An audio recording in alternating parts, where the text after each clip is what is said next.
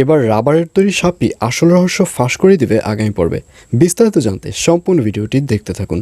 আসসালামু আলাইকুম প্রিয় দর্শক, সবার কি অবস্থা? হাজির হয়ে গেলাম দীপ্ত টিভির নিবেদিত মাশরাফির জন্য নাটকের 1179তম পর্বে কী সব ঘটতে চলছে তার অগ্রিম খবর নিয়ে। অলরাইট, এই পর্বে আপনারা দেখতে পারবেন অবশেষে আয়নের কাছে সবকিছু একদম পানির মতোই পরিষ্কার হয়ে যাবে। আয়ন বুঝতে পারবে যে সেদিন ড্রেসিং রুমে যে সাপটি পাওয়া গিয়েছে এবং আজকে তুতুলের হাতে যে সাপটি রয়েছে, দুটো সাপই একই সাপ। কারণ তুতুলের হাতে যে সাপটি রয়েছে সেটি সামিউলের দেওয়াই সাপ। সামিউলই এই সাপ দিয়ে তুতুলকে ভয় দেখিয়েছে। আর অন্যদিকে বাকি রইল জান্নাত।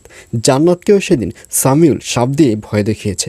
কিন্তু কিভাবে প্রমাণ করা যায় যে সেদিন সামিউলের সাথে জান্নাতের কথা হয়েছে?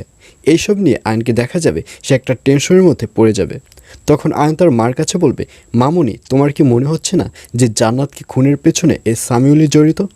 আর এই কথা শুনে রুনা ম্যাম বলবে, হ্যাঁ আমারও মনে হচ্ছে, কিন্তু আমাদের তো মনে হলে হবে না, আমাদের কোনো একটা প্রমাণ বের করতেই হবে। তখন আয়ন বলবে, হ্যাঁ আমরা তো অলরেডি অনেক প্রমাণই পেয়ে গেছি, এখন আমরা যদি জাস্ট একটা প্রমাণ পেতাম যে সেদিন জান্নাত মার্ডারের সময় সামিউলি ওখানে প্রেজেন্ট ছিল, এই প্রমাণটি যদি পেয়ে যেতাম তাহলে সব কিছু আমাদের কাছে পানির মতো সহজ হয়ে যেত। এইসব বলতে দেখা যাবে আয়ানকে।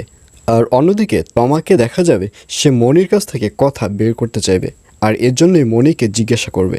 মনিকে বলবে, আচ্ছা মনি, তোমার জামাই নতুন করে কিছু বের করতে পারলো কি? আর এই কথা শুনে মনিও সরল মনে বলে দিবে। মনি বলবে, হ্যাঁ বের করতে পেরেছে।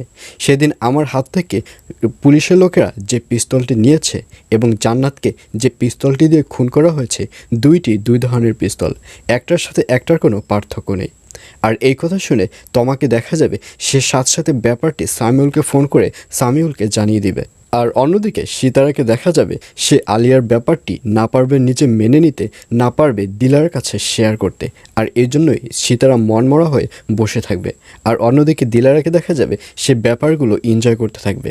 আসলে ওই টাকার ব্যাগে তো টাকা নয়, এসব তো দিলার বেগম আগে থেকেই জানতো, আর এই জন্যই টাকার ব্যাগে কাগজ ভরে রেখেছিল। আর এছাড়াও থাকবে আরও আশ্চর্য সকল ঘটনা। সুতরাং সবাইকে মাশরাফির জন্য নাটকের আগামী পর্ব দেখার আমন্ত্রণ রইল।